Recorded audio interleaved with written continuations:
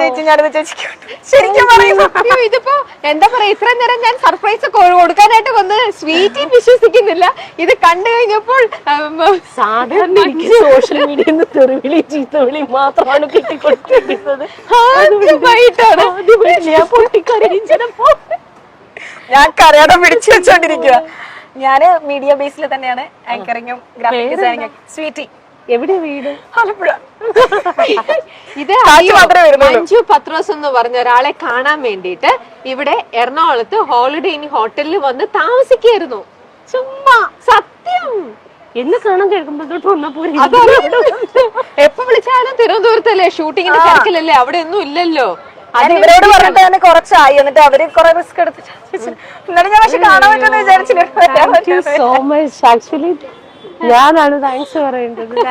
സത്യമായിട്ട് ഇവര് കണ്ണു തുറക്കുമ്പോ കൂടെ എന്നോട് പറയും ഇത് നമ്മുടെ പ്രാങ്ക് എപ്പിസോഡ്. ഞാൻ ഇവിടെ പറഞ്ഞിട്ട് വരുന്നു പ്രാങ്ക് എപ്പിസോഡാന്ന് പറയുന്ന വിചാരം. സത്യമായിട്ട് ഞാൻ കാണാൻ പറ്റുന്നില്ല. സത്യത്തിൽ വിശ്വസിക്കാൻ പറ്റുന്നില്ലല്ലേ. ഇവിടെ ആർട്ടിസ്റ്റും ആരാധികയും തമ്മിലുള്ള കെട്ടിപ്പിടുത്തവും കരച്ചിലും ഇമോഷണൽ ഇതുമാണ് ഇവിടെ വർക്ക്ഔട്ട് ആയിരിക്കുന്നത്. അപ്പയും അമ്മയും മഞ്ജുവിന് വേറൊരു കാര്യം അറിയാം, നമ്മൾ ഇത് ശരിക്കും ജെനുവിൻ ആയിട്ടാണോ പറയണത് നമുക്കും അറിയില്ലല്ലോ. മഞ്ജുവിനെ നമ്മളിങ്ങനെ നമ്മളൊരു പുതിയ പ്രോഗ്രാം സ്റ്റാർട്ട് ചെയ്തതാ, സമ്മാനം എന്ന് പറഞ്ഞിട്ട്. അതിൽ ഇതുപോലെ തന്നെ ആർട്ടിസ്റ്റുകൾക്ക് ഓരോരുത്തർക്കും ഓരോരോ ആർട്ടിസ്റ്റുകളായിരിക്കുമല്ലോ ഇഷ്ടം. അപ്പൊ അവരുടെ ആർട്ടിസ്റ്റുകളെ കാണാനുള്ള ഒരു അവസരം നമ്മളായിട്ട് ഒഴുകി കൊടുക്കുന്നു. ത്രൂ മൈൽ സ്റ്റോൺ നമ്മളത് ചെയ്തു കൊടുക്കുന്നു. അപ്പൊ അങ്ങനെ നമ്മൾ ജസ്റ്റ് അപ്രോച്ച് ചെയ്യോ? നമ്മളായിട്ടല്ല, ഇവര് ഇങ്ങനെ ആൾക്കാർ ഇങ്ങനെ അപ്രോച്ച് ചെയ്യുന്നുണ്ട്. നമ്മൾ ഓൾറെഡി ഇതിന്റെ ഒരു പ്രൊമോഷൻ പോയിട്ടുണ്ടായിരുന്നു. സമ്മാനം ഇങ്ങനെ പ്രോഗ്രാം ഉണ്ട്, അപ്പൊ നിങ്ങളുടെ ഇഷ്ടപ്പെട്ട ആരാധകരെ കാണണമെന്നുണ്ടെങ്കിൽ നിങ്ങൾ ഇങ്ങനെ ചെയ്യുമെന്ന് പറഞ്ഞു. അപ്പൊ അങ്ങനെ പക്ഷെ ഇവരിങ്ങനെ പലരും പറയുന്നുണ്ടല്ലോ. ഒരുപാട് പേര് വന്നു കേട്ടോ മഞ്ജു. പക്ഷെ നമുക്ക് അതിനകത്ത് ഇതിൽ ആരൊക്കെ ജെനുവിൻ നമുക്ക് അറിയില്ലല്ലോ. അപ്പൊ അതില് വന്നു കഴിഞ്ഞപ്പോഴത്തേക്ക് ഇവിടുന്ന് സ്വീറ്റ് പറഞ്ഞതെന്ന് വെച്ചാല്, സ്വീറ്റ് വെറുതെ അല്ല ഭാര്യയിലെ രണ്ടുപേരും കരയാ. വെറുതെ അല്ല ഭാര്യയിലെ അന്ന് മുതൽ ഒരു 100 ഫോട്ടോസ് അയച്ചു തന്നിരിക്കുന്നത്. എത്ര വയസ്സുണ്ട്? ക്യാമറ എനിക്ക് ഞാൻ 10ാം ക്ലാസ്സിൽ പഠിക്കും. ഇപ്പൊ എത്ര വയസ്സുണ്ട്? 24.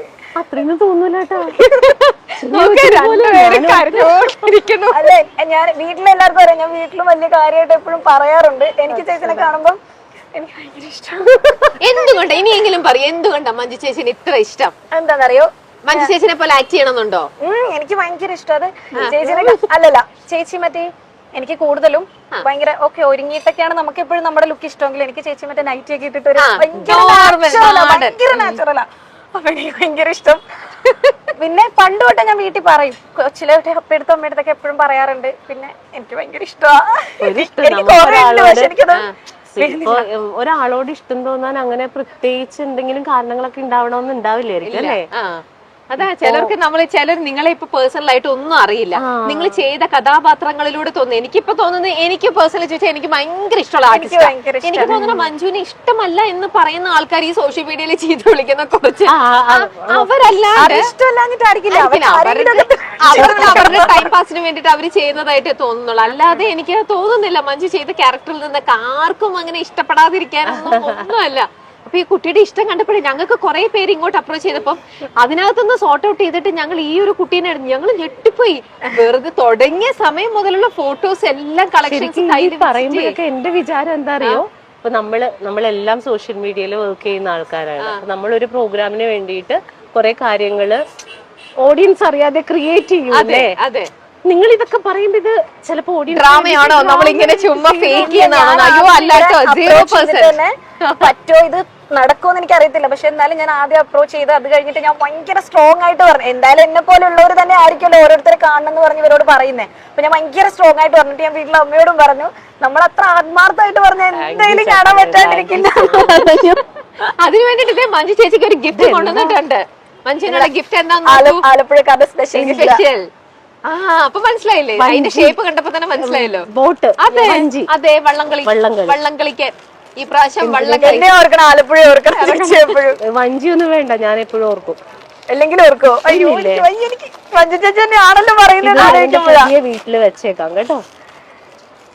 ഹാർട്ട് ബീറ്റ് കൂടി ഞാൻ മിക്കവാറും ഇവിടെ പാനിക് അറ്റാക്ക് ഇന്നത്തോടെ ഈ എപ്പിസോഡ് ഇല്ല ഇല്ല ദാ ശരിക്കും പറഞ്ഞാൽ സമ്മാനം ഇങ്ങനെ വലിച്ചു ഇങ്ങനെ ഇങ്ങനെ എടുക്കണം ആ ഒരു എക്സൈറ്റ്മെന്റില് പെട്ടെന്ന് കാണണം. ഈ സ്വീറ്റി ആണെങ്കിൽ എല്ലാ ദിവസവും രാത്രിക്കും മഞ്ജുവിന്റെ പ്രോഗ്രാം കണ്ടിട്ടാ കിടന്നുറങ്ങും. അതറിയോ? എവറി നൈറ്റ് സിംഗിൾ ഓരോ ദിവസം ആ എപ്പിസോഡ് കണ്ടിട്ട് അല്ലേ. വീട്ടിൽ ഞങ്ങൾ എല്ലാവരും കൂടെ ആണെങ്കിലും എപ്പോഴും എന്തെങ്കിലുമൊക്കെ കാണണല്ലോ ഒന്നും ഇല്ലെങ്കിൽ പോലും ചേച്ചിയുടെ പ്രോഗ്രാം എപ്പോഴും ഉണ്ടാവും വീട്ടില്. മിക്കവാറും ചേച്ചിയുടെ സൗണ്ട് ഞങ്ങളുടെ വീട്ടിലുള്ള ഒരാളുടെ സൗണ്ട് പോലെയാ. എപ്പോഴും ഞങ്ങളുടെ വീട്ടിൽ കേൾക്കുന്ന ഒരു സൗണ്ടാ ചേച്ചി. ഉറങ്ങില്ല. എനിക്ക് അതായത് ഇപ്പൊ നമ്മളോട് മാക്സിമം എന്താ പറയാ, നന്നായിട്ട് അഭിനയിക്കുന്നുണ്ട്, അല്ലെങ്കിൽ നല്ല ആ പ്രോഗ്രാം നല്ലതാണ്, അല്ലെങ്കിൽ കൂടെയുള്ള ഒരാളെ അന്വേഷിച്ചെന്ന് പറയണം എന്നൊക്കെയാ പറയാറ്. അല്ലാതെ ഇപ്പം വലിയ താരങ്ങളെ സംബന്ധിച്ച് അവർക്ക് ഒരുപാട് ഇത്തരത്തിലുള്ള റിഫ്ലക്ഷൻസ് റിയാക്ഷൻസ് ഒക്കെ കിട്ടും. ഇപ്പൊ നമ്മളെ പോലെയുള്ള ആളുകൾക്ക് അത് കുറവാ. അപ്പൊ ഇങ്ങനെ എനിക്കതാ വിശ്വസിക്കാൻ പറ്റാത്തത്. ഇഷ്ടമാണ്, സ്നേഹമാണെന്നൊക്കെ പറയും, പക്ഷെ നമ്മളെ കാണാൻ ഒരാൾ ഇത്രയും എഫേർട്ട് എടുത്ത് അതൊക്കെ എന്റെ ലൈഫിൽ ആദ്യത്തെ അനുഭവം. ഞാൻ കൊച്ചിലേക്ക് ഡാൻസ് ഒക്കെ കളിക്കുമായിരുന്നു. അപ്പൊ ഞാൻ ഡാൻസ് കളിക്കുമ്പോ കൂട്ടത്തില് ചില സമയത്തൊക്കെ ഞാൻ അങ്ങനെ കളറിനെ പറ്റി പറയുമല്ല, ഇച്ചിരി കുറച്ച് നേരമുള്ള ആൾക്കാരൊക്കെ വരുമ്പോഴേ ചിലപ്പോങ്കിലും ഞാൻ നന്നായിട്ട് കളിക്കുന്ന ആയിരിക്കും, എനിക്ക് കോൺഫിഡൻസ് ഉണ്ടെങ്കിൽ പോലും കാണാൻ ഇച്ചിരി കൂടെ നിറമുള്ള ഒരു ഫ്രണ്ടിൽ നിൽക്കുക അങ്ങനെയൊക്കെ പറയലുണ്ട്. അപ്പൊ നമ്മളെ മാറ്റലുണ്ട്. അപ്പം ചേച്ചിയുടെ ഒക്കെ വീഡിയോസ് ഒക്കെ കാണാൻ നേരം ചേച്ചി ഒരു ഡസ്റ്റി കളറാണ്, പക്ഷെ എന്നാലും അതിലല്ലല്ലോ നമ്മുടെ കോൺഫിഡൻസ് അങ്ങനെയൊക്കെയാണ് എനിക്ക് തോന്നുന്നത്. ഞാൻ ഫസ്റ്റിലെ തുടങ്ങുന്നത് എനിക്ക് ആദ്യം തുടങ്ങുന്ന ആ സമയത്ത് അത്രയൊക്കെ ഉള്ളൂ ബുദ്ധി. ഒരുപാട് വലിയ ചേച്ചിനെ പറ്റി കുറെ ഒന്നും ആധികാരികമായി അറിഞ്ഞിട്ടുള്ളതൊന്നല്ല. ഏറ്റവും ആദ്യം തുടങ്ങുന്നത് ആ ഒരു കുഞ്ഞു കാര്യത്തിലാണ്. അങ്ങനെ സ്റ്റാർട്ട് ചെയ്യുന്നത്. പിന്നെ സ്ഥിരമായിട്ട് കാണാൻ തുടങ്ങി മറിമായും. എനിക്ക് വന്ന് ബിഗ് ബോസ് ഒക്കെ കാണാൻ തുടങ്ങിയത് ചേച്ചി വന്ന്. ബിഗ് ബോസ് എന്ന് പറയുന്ന ഒരു ബഹളമുള്ള ഒരു പരിപാടി മാത്രമായിരുന്നു എനിക്ക്. ചേച്ചിയുടെ ഇതിൽ വന്നിട്ടാണ് അത് കാണുന്നത്. വീട്ടില് ഫോട്ടോസ് ഒക്കെ ഉണ്ട് എന്റെ റൂമിൽ. ഇനി ഒരു കാര്യം കൂടെ പറയേണ്ടതായിട്ടുണ്ട്. ഒരു തവണ ഈ സ്വീറ്റി കുറച്ച് ലൈഫിൽ കുറച്ച് സമയം ഡിപ്രഷനിൽ പോയി. ആ കഥയും കൂടെ പറഞ്ഞു കൊടുക്കുക. എന്തുകൊണ്ടാണ് ലൈഫിൽ ഡിപ്രഷനിൽ പോയത്? ഇതുപോലെയൊക്കെ തന്നെയുള്ള കാര്യങ്ങളൊക്കെ കൊണ്ട് തന്നെയാണ്. കാരണം ഞാന് ഇങ്ങനെ കുറെ കാര്യങ്ങളിൽ മുമ്പോട്ട് ആർട്ട് പരമായിട്ടൊക്കെ ചെയ്യാൻ, ഇപ്പൊ ആങ്കറിങ് ആണെങ്കിലും ഡാൻസിങ് ആണെങ്കിലും കലാപരമായിട്ട് മുമ്പിലോട്ട് വരുമ്പോ ചിലപ്പോ ഞാൻ നന്നായി ചെയ്യുമായിരിക്കും. അപ്പൊ എന്റെ കൂട്ടത്തിലുള്ള ആൾക്കാരൊക്കെ തന്നെയാണെങ്കിലും അറിയാമെങ്കിൽ പോലും പിന്നെ അവര് വളർത്തില്ല. അവര് ഇങ്ങനെയുള്ള കാര്യങ്ങൾ പറഞ്ഞ് എന്നെ തളർത്താൻ നോക്കിയിട്ട് ഒരുപാട് വിഷമിച്ചിട്ടുണ്ട്. അമ്മയടുത്ത് പോരുന്ന ഒത്തിരി കരഞ്ഞിട്ടുണ്ട്. അമ്മയൊക്കെ നമുക്കൊരു ധൈര്യമല്ലേ ചേച്ചിയൊക്കെ. പിന്നെ യൂട്യൂബ് ചാനൽ ഉണ്ടായിരുന്നില്ലേ ബ്ലാക്കീസ്, അത് സ്ഥിരം കാണുമായിരുന്നു. അത് കണ്ടോണ്ടിരുന്നപ്പം വീട്ടിൽ സ്ഥിരം പിന്നെ പ്രശ്നമായി. ഇങ്ങനെ ഭയങ്കര അഡിക്റ്റഡ് ആയിട്ട് ഇരുന്ന് കണ്ടിന്യൂസ് ഇരുന്ന് കാണും. ടൂ മച്ച് ഇരുന്ന് കാണുമ്പോഴത്തേക്ക് അപ്പൊ വീട്ടിൽ അവർക്ക് പ്രശ്നം തോന്നില്ല. എന്തിനാ നീ ഫുൾ ടൈം ഇങ്ങനെ മഞ്ജുവിന്റെ ഇങ്ങനെ കാണുന്നേ? അങ്ങനെ വീട്ടിൽ കുറച്ച് പ്രശ്നമായി. അപ്പൊ ഇവൾക്ക് പിന്നെ കാണാൻ പറ്റുന്ന ഒരു സിറ്റുവേഷൻ ആയില്ല. അവരെന്തോ വഴക്ക് പറയുന്നത് അപ്പയ്ക്ക് കുറച്ചുകൂടെ മനസ്സിലാവുമായിരുന്നു. എപ്പൊ നോക്കിയാലും ഇതിങ്ങനെ കണ്ടോണ്ടിരിക്കുമ്പോഴേ അവർക്ക് മനസ്സിലാവുന്നില്ലല്ലോ. അപ്പൊ ഈ കുട്ടി എന്തിനാ ഈ മഞ്ജുവിന്റെ ഈ ബ്ലാക്കീസ് എപ്പോഴും കാണുന്നത്? അങ്ങനെ വീട്ടിൽ കാണരുത് എന്നും പറഞ്ഞുകൊണ്ടൊന്ന് ലോക്ക് ചെയ്തു. അപ്പൊ ഈ കുട്ടി അമ്മ ഒരിക്കലും പ്രതീക്ഷിക്കുന്നില്ല. അത്രയ്ക്ക് ഇഷ്ടമാണ് ഞാൻ ഒരിക്കലും ഇങ്ങനെ കാണാൻ പറ്റുന്നുള്ള. ഒരിക്കലും അമ്മ എപ്പിസോഡ് കാണുമ്പോ അമ്മയായിരിക്കും ചിലപ്പോ ആദ്യം സത്യമായിട്ടും അപ്പയ്ക്ക് മനസ്സിലാവും. ആ വിഷമമൊക്കെ മാറിയോ? ഞാനിപ്പോ ആറെടുത്ത് ഇരിക്കുന്നതെന്ന് അതല്ല, മറ്റേ ലൈഫിൽ ഒരു സ്റ്റേജിൽ ഒരു ഡിപ്രഷൻ ഒക്കെ തോന്നി എന്ന് പറയില്ല, അതൊക്കെ മാറിയില്ലേ? അതൊക്കെ മാറ്റണം. ഞാൻ ഇഷ്ടം പോലെ ഞാൻ അതായത് എനിക്ക് സ്റ്റേറ്റ് അവാർഡൊക്കെ കിട്ടിക്കഴിഞ്ഞതിന് ശേഷം പോലും ഇത്തരത്തില് എന്നോട് സംസാരിച്ച ആർട്ടിസ്റ്റുകളുണ്ട്. നമ്മുടെ കൂടെ തന്നെ വർക്ക് ചെയ്യുന്നവർ പോലും ഇങ്ങനെ കളറിന്റെയും അല്ലെങ്കിൽ വണ്ണത്തിന്റെയും ഒക്കെ കാര്യങ്ങൾ ഇപ്പൊ ഞാൻ അതിനെക്കുറിച്ച് അധികം സംസാരിക്കാറില്ല. എന്തെങ്കിലും ഒരു മാറ്റർ വരുമ്പോൾ മാത്രമേ സംസാരിക്കാറുള്ളൂ. സംസാരിച്ച ആളുകളുണ്ട്. പക്ഷെ അത് പ്രൂവ് ചെയ്യേണ്ട കടമ എന്റെയാണ്. അതല്ല കാര്യമെന്ന് പ്രൂവ് ചെയ്യേണ്ടത് എന്റെ കടമയാണ്. അതുകൊണ്ട് ഇപ്പൊ അങ്ങനെ ആരെങ്കിലും വിഷമിപ്പിക്കാൻ വന്നിട്ടുണ്ടെങ്കിൽ നിനക്കപ്പുറം ഞാൻ കിടക്കുമെന്ന് സ്വയമെങ്കിലും പറയണം കേട്ടാ.